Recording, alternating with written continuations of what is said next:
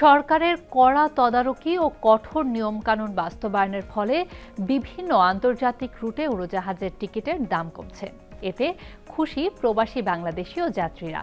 আকাশপথে যাত্রীদের স্বার্থ রক্ষায় উড়োজাহাজের টিকিটের অস্বাভাবিক মূল্য বৃদ্ধি প্রতিরোধে 10টি নির্দেশনাও জারি করেছে সরকার, যার ফলে অনেকটাই ভেঙে গেছে মুনাফালোভী এয়ার টিকিট সিন্ডিকেটের তৎপরতা। শুল্ক গোয়েন্দা নজরদারিতে আনা হয়েছে অসাধু ব্যবসায়ীদের। বাজারে শৃঙ্খলা বজায় রাখতে মনিটরিং আরও জোরদারের আহ্বান association of travel agents of Bangladesh আটাবের।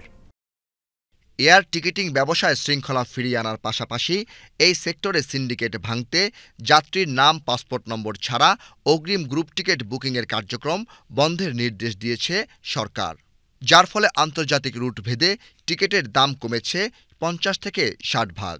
ফেব্রুয়ারিতে ঢাকা থেকে রিয়াদগামী যে টিকিটের দাম ছিল 94,000 থেকে 1 লাখ টাকা, এখন তা নেমে এসেছে 60,000-এর নিচে। সরকারি এক তদন্তে আন্তর্জাতিক 11টি এয়ারলাইন্স ও তাদের জেনারেল সেলস এজেন্ট বা জিএসএ এবং 30টি ট্রাভেল এজেন্সির বিরুদ্ধে ব্যাপক হারে টিকিট মূল্যের কারসাজি ও প্রতারণার অভিযোগ উন্মোচন হয়। এতে সবচেয়ে বেশি ক্ষতিগ্রস্ত হন বিদেশগামী বাংলাদেশি শ্রমিকেরা। আশার কথা, এসব এজেন্সির bank transaction history O account statement চেয়ে চিঠিও পাঠিয়েছে জাতীয় রাজস্ব বোর্ড এনবিআর। আমাদের দেশে দীর্ঘদিনের একটা প্র্যাকটিস ছিল যে যাত্রীর নাম ছাড়া, পাসপোর্ট নাম্বার ছাড়া বুকিং করা হতো এবং এইভাবে শত শত টিকিট বুকিং করে রাখা হতো। আর এই বুকিংগুলো 30 থেকে 40টা এজেন্সিকে দিয়ে দিত এয়ারলাইন্সগুলো। যাদের কাছে ডিমান্ড নাই তারাও কিন্তু এভাবে টিকিটগুলো নিয়ে মজুত করে রাখতো এবং আর্টিফিশিয়ালি টিকিটের দামটা বৃদ্ধি করা হতো। গত 11 ফেব্রুয়ারি সরকার যে নির্দেশনা প্রদান করেছে তার মাধ্যমে নাম ছাড়া, পাসপোর্টের কপি ছাড়া কোনো যাত্রীর বুকিং করা যাবে না। এই নির্দেশনার ফলে অলমোস্ট 60 to 70% কিন্তু ক্রাইসিসটা মিটে গিয়েছে। যে কোনো সেক্টরে স্বচ্ছতা প্রয়োজন, জবাবদিহিতা প্রয়োজন, সে যেই হোক না কেন। এখানে যদি কোনো এজেন্সি অসততা করে, অতি উচ্চ মূল্যে যাত্রীকে ঠকায় এবং প্রতারণা করে, তার বিরুদ্ধে সরকারের যে কোনো প্রতিষ্ঠান ব্যবস্থা নিতে পারে, সে বিষয়ে আপাত কোনো দ্বিমত করবে না। তবে দুর্ভাগ্যের বিষয় হলো, সত্যি অনেক বিদেশি এয়ারলাইন সরকারি এ নির্দেশনা মানছে না। ফ্লাইট কমিয়ে কৃত্রিম সংকট তৈরিতে উঠে পড়ে লেগেছে।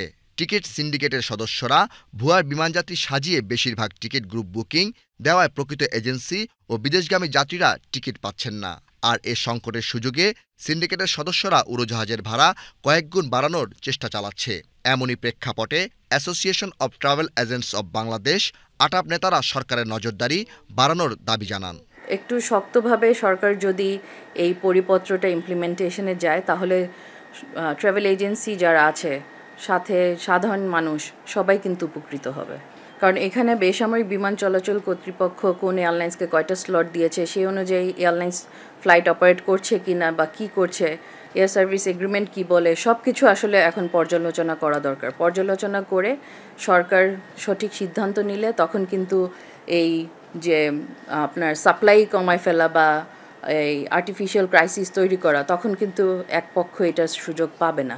তো এই ক্ষেত্রেও বেসামরিক বিমান চলাচল কর্তৃপক্ষকে অনেক স্ট্রিক্ট মনিটরিং করতে হবে।